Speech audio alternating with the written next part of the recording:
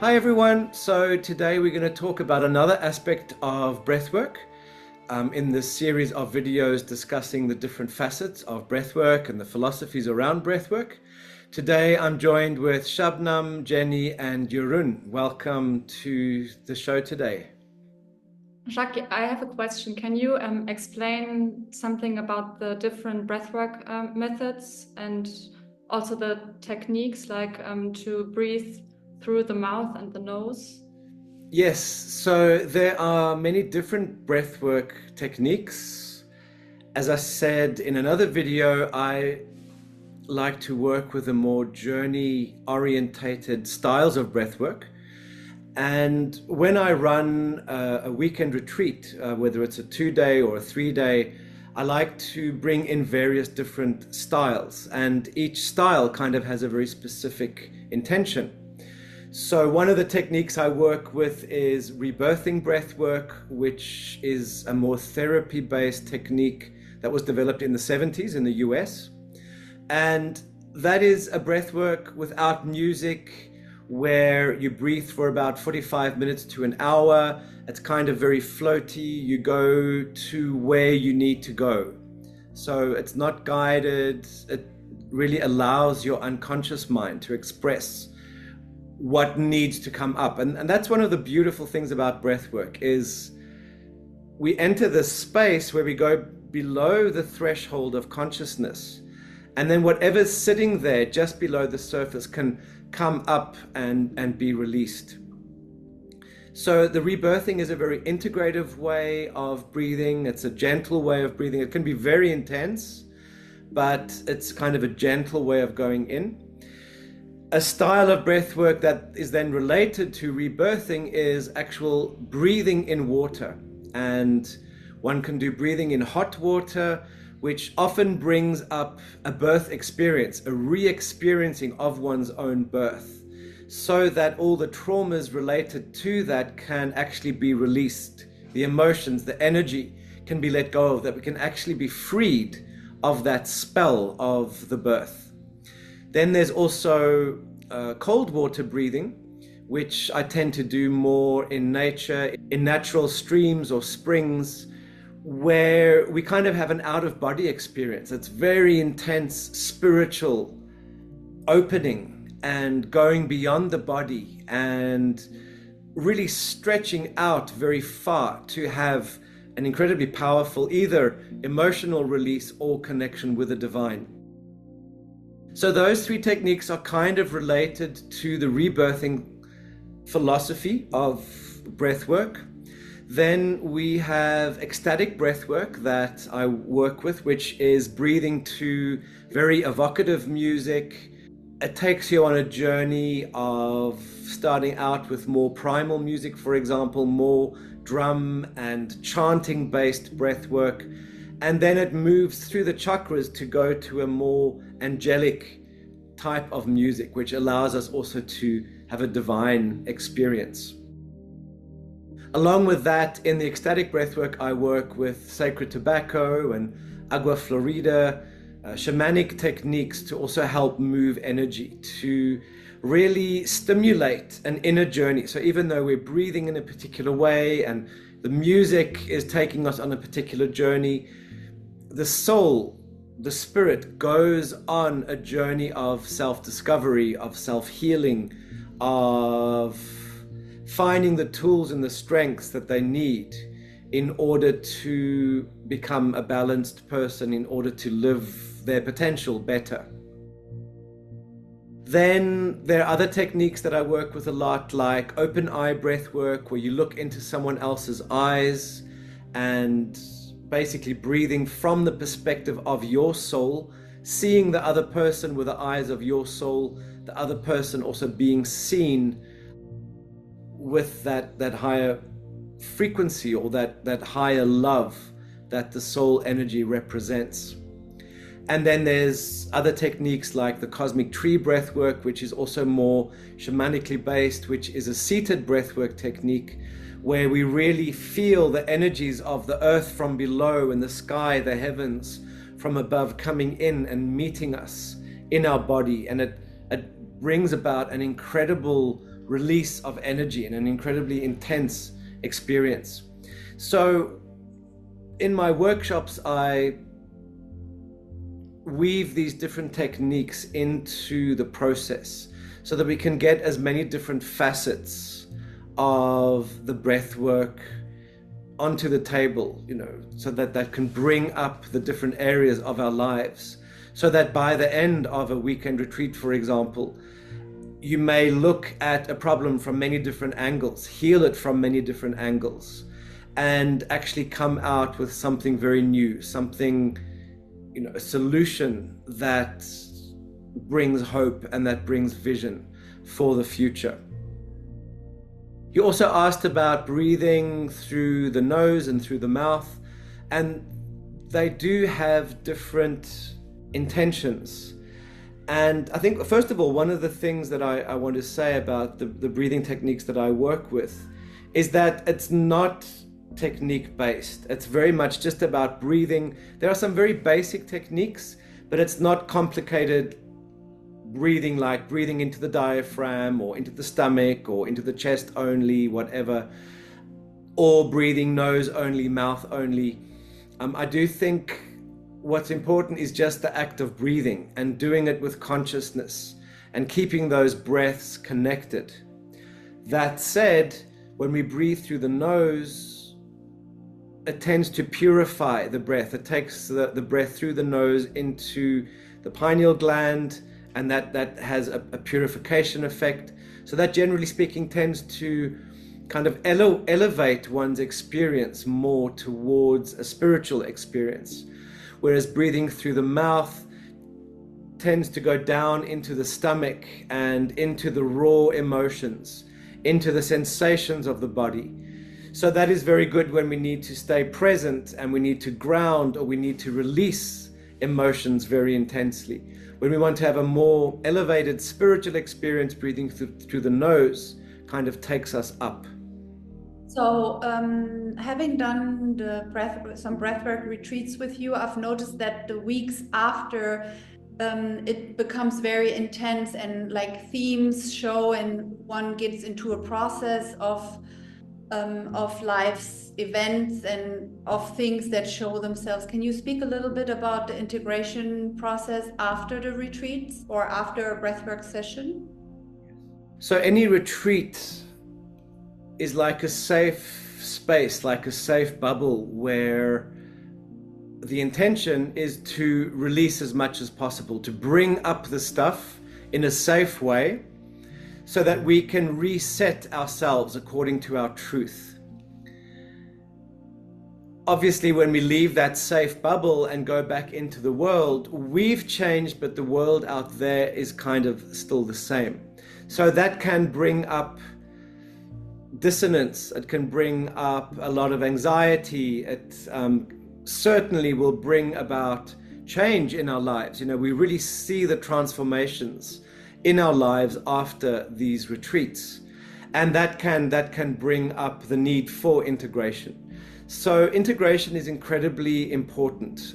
One of the themes I always work with is that people need to, certainly for the first few days afterwards, take things easy, take care of themselves, observe the emotions that are coming up.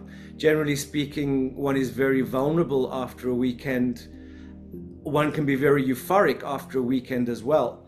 But then at some point, there's that sense of, oh wow, that was so amazing, but I'm back in my life now. And the way to keep the integration going is the self-awareness, of course. But again, breath work, it's keeping the breath work practices going. The breath work is like, putting a lubricant into machinery, and that lubricant just keeps all the cogs and the wheels turning. So when we do breath work after the retreat, for example, that just adds more movement and flow to that mechanism of our lives. And very soon, we actually have integrated those lessons. So yes, it brings up stuff, but I also believe in the absolute kind of generosity of what spirit brings to us when we do this deep work. You know, when we are willing to go deep, we're willing to change the things that are holding us back. And I believe that spirit kind of takes a step towards us. And so apart from some of the heavy stuff that might come up, we actually get divine grace. We get kind of miracles and opportunities and doors that open, insights and sensitivity and guidance that shows us the way, that makes it easier for us to integrate these new energies. So on the one hand, yes, there's integration happening from within that we need to process.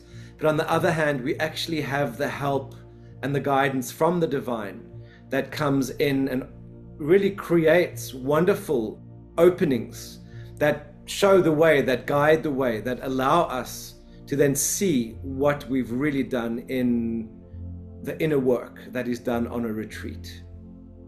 So you spoke about the anxiety after the retreats and the processes after the retreats, but what I've noticed with myself is that leading up to the retreat, I'm dealing with a lot of anxiety and doubt before I even started the retreat. Can you explain that to me?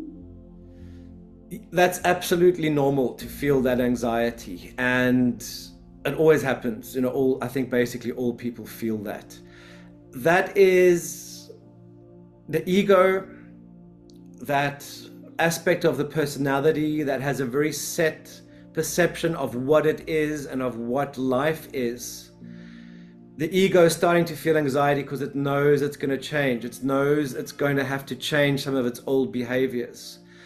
So it's that anticipation of the change that starts to come up. And of course, that's an incredibly healthy thing. We just need to observe that anxiety and allow our desire for the transformation to be stronger, to allow us to not succumb to the anxiety so that we don't step back from the change and transformation. Yeah, Jacques, you shared more about the preparation maybe and also the integration. Can you also share more about intentions? And because my own experience is that it's important what you bring to a weekend or to a specific process with you. Yes, the intentions are incredibly important because that is a focus, and that is kind of a statement of what we wish to cultivate within that process of transformation. So going back to the previous question, if our anxiety gets too strong, that could cause us to back down and not take on the work. Whereas the intention is the opposite. It keeps us focused, it keeps us on track.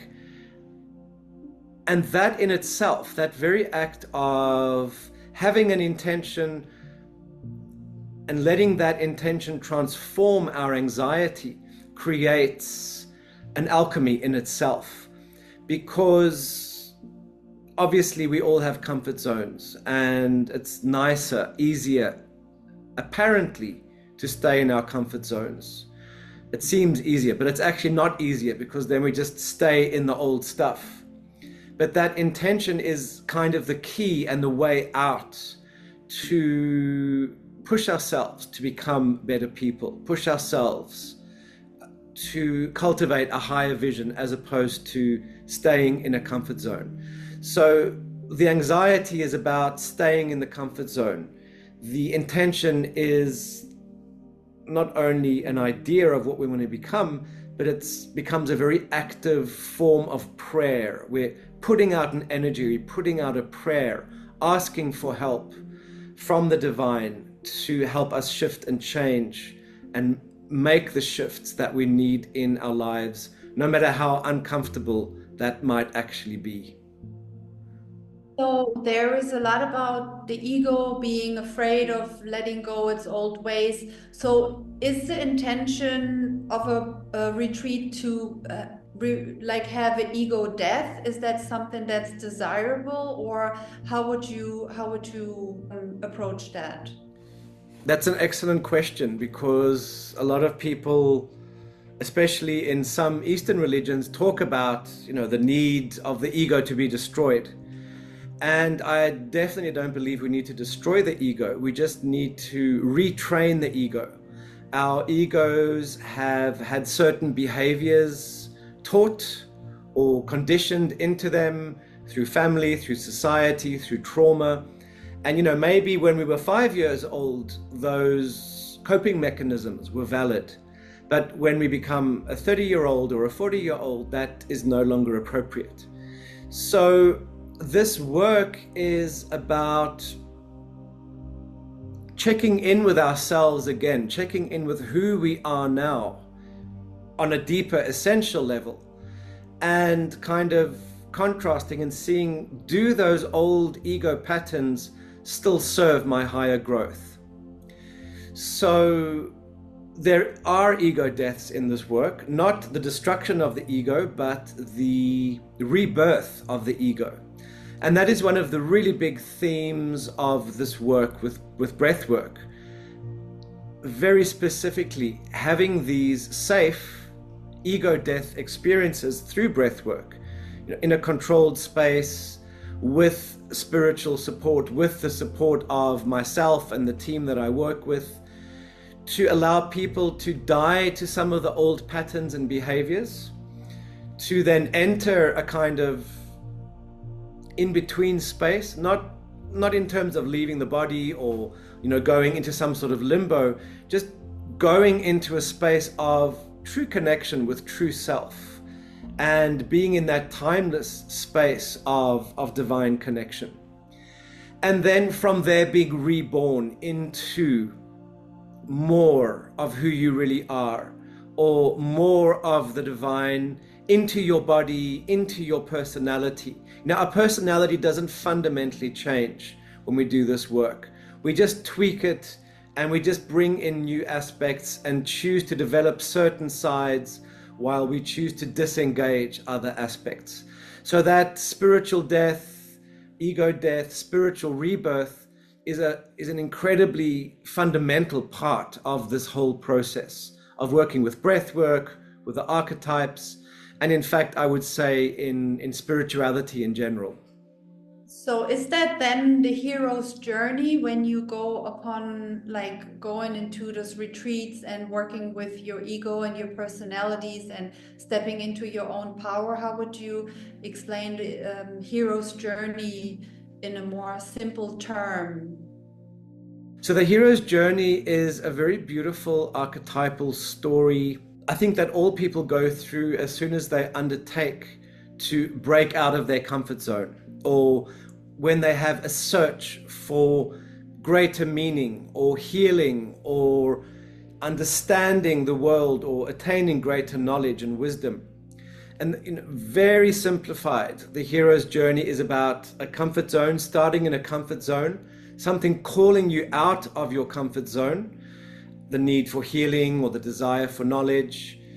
And in leaving that comfort zone, you then have to go into the unknown, where the old rules of the comfort zone no longer apply. You have to learn new ways. You have to be humble and curious to find solutions in different ways.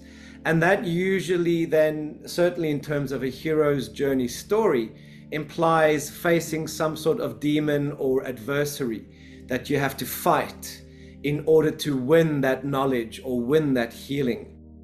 And in the hero's journey, the hero does win, and the hero gains those treasures, and then is able to take those treasures back into the world and integrate them into the old comfort zone, transforming the old comfort zone.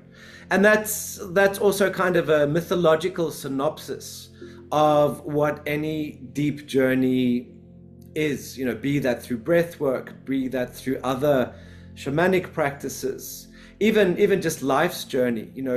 The hero's journey is the journey towards greater knowledge and understanding.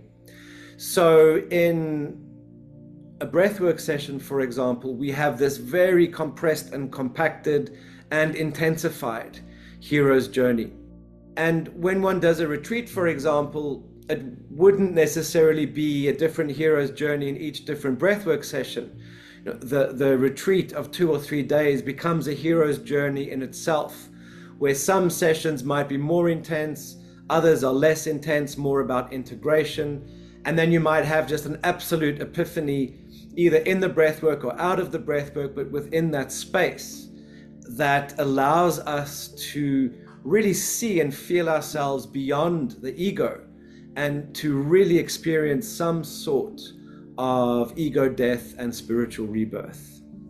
So when you say one fights one's own demons, what does that mean exactly? What is the fight and what are the demons? Yeah, the demons, of course, are symbolic. We do have our own demons, which I do think stem from our own conditioning. I think our demons are maybe the comfort zones or the conditioned behaviors that we have, the addictions that we have, the belief systems that keep us in a particular place. So the demons that we fight in this work is our own belief systems. It's the conditions we have imposed on ourselves, either by accepting what other people have said about us or have conditioned into us, or the spells that we've actually cast on ourselves. So that fight with a demon is about breaking the hold that the old belief systems have on us. And in a lot of contemporary spiritual new age work, people say you can change your reality, you can manifest your reality. And yes, we can. It's extremely simple, actually. It's simple, but that doesn't mean that it's easy. The reason why it's not easy is because it's one thing to say in our heads, oh, I'm going to change. I'm going to make this change and this is what I'm going to do. But if the thought isn't actually implanted in the body, and if that thought doesn't actually make a visceral transformation in our subconscious mind, that belief will not be changed. So literally what we do when we're doing breath work, just in the symbolism of the breath work, we're breathing in a new belief, a higher belief, an intention, letting that mingle into the energy of the body, and then we're breathing out the old stagnant belief systems. So breathing in new belief, breathing out old beliefs. And at some point that creates an alchemy where this new higher energy displaces that older energy. But that process of displacement happens as an inner journey. It's not just, energy in, energy out. When those old beliefs are being worked on, we feel the emotions, we feel the pressure, we feel the pain. We might relive certain things in the physical body. And as long as our intention stays with continuously bringing in the support energy through the in-breath, breathing out the heaviness through the out-breath, that energy then shifts. A belief is energy. It's a system of energy. It's not just a thought. It's something that's ingrained into the body and subconscious mind. So this breathing process actually works out the old belief systems, the old demons, so that we become free and liberated. And very often in breath work, people have some sort of release where they cry or they have an incredible epiphany that just brings great clarity as to why people have been acting and behaving in certain ways or why they've had certain addictions. And when you really get that clarity, you no longer need to carry those old beliefs that hold you in the old place. So that's why after a breathwork retreat or after a breathwork session, one does feel like lighter. You do feel lighter, like some burden was lifted off of your shoulders. Absolutely, because you're literally getting energy, pent up energy out of you, like a pressure cooker. The subconscious mind isn't just kind of a place somewhere in the brain that these memories are stored. The subconscious mind is held in each and every cell of the body. And when we do this work, we're moving the energy in each and every cell and shifting that out. And then, of course, different parts of the body, different organs hold energy in specific ways. So that prana energy, which is what we're breathing, also goes into those places and can shift the beliefs that cause those energies to stick in those places. So the relief comes because the energy is literally being moved out. The need to hold onto that energy for whatever reason is being moved out. And I really do believe that the physical body is programmed for balance and equilibrium.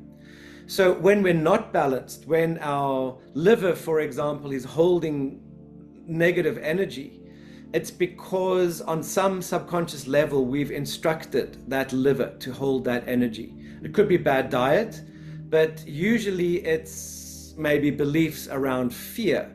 And because the liver might resonate with a frequency of fear because it processes fear, and because we might have so much fear in our system that the fear energy collects in that part of the body, that it actually then starts to impact the organ.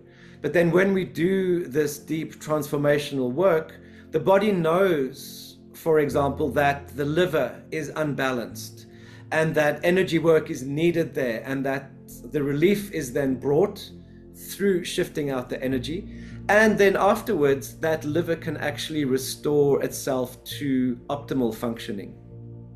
So, Jacques, when you speak about resonance or something resonates, what does that mean?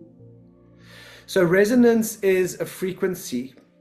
So when we resonate with one frequency, we would tend to attract something outside that resonates at a similar frequency. So we kind of resonate together and we draw it in.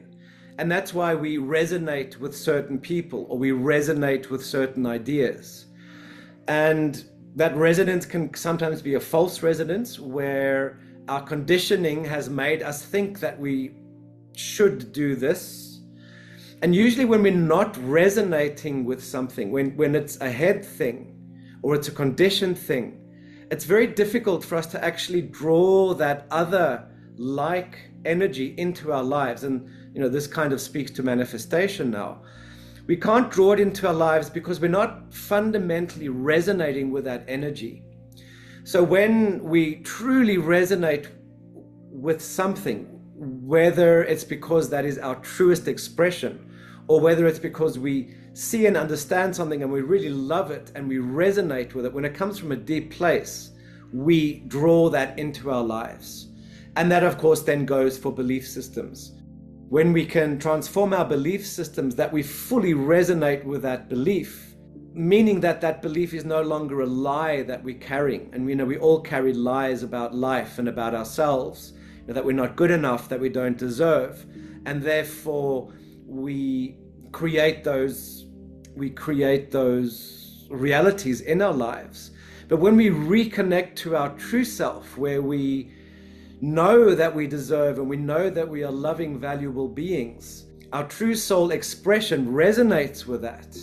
And then it can attract the experiences into our lives to make it possible to then manifest and create those things through our resonance. So a lie has a low resonance frequency, whereas deep truth has a powerful, attractive resonance. Would you then say that resonance is almost like a magnet inside of you that you would attract how you resonate with, and then sometimes you do attract the things that are harmful for your life, or not harmful, but they're like inhibiting you to fully live your whole potential? Yes, definitely. I think I need to say that with caution, however. It's not a case of if bad things happen to you, that means you're a bad person and you're resonating badly. In this case, the resonance is, I believe, always an opportunity for healing. It's calling an energy that's showing you what's not in alignment with your truth, so that you can do something about it, so that you can heal it and shift the energy. So yes, we can resonate with lies, but they're lies, again, in terms of lies that maybe show us that we're bad people, or that show us that we don't deserve money or whatever. We resonate with those lies because we've maybe got so much emotion invested in that belief system that we draw it towards us. But again, a lie is always a lie. So as soon as we replace those old belief systems with a truer belief, a higher belief, those lies fall away, those emotions get processed. And that journey of processing the emotion might be difficult. That might bring up lots of stuff. But then we get to truth, and then we can start to resonate with the flow of who we really are and of what our true potential is. So I've heard that some people had very intense experiences with breathwork.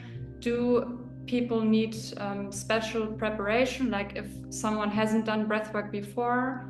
No, you don't need any special experience. Breathwork's actually really, really simple. It's just about keeping a rhythm going, keeping your breath connected, sort of a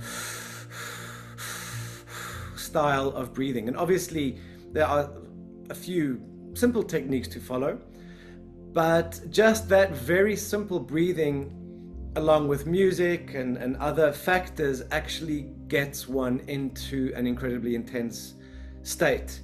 And even when it does get very intense, okay, one always somehow feels safe, and one always gets a higher sense of something is being released, even while you might be crying or laughing hysterically.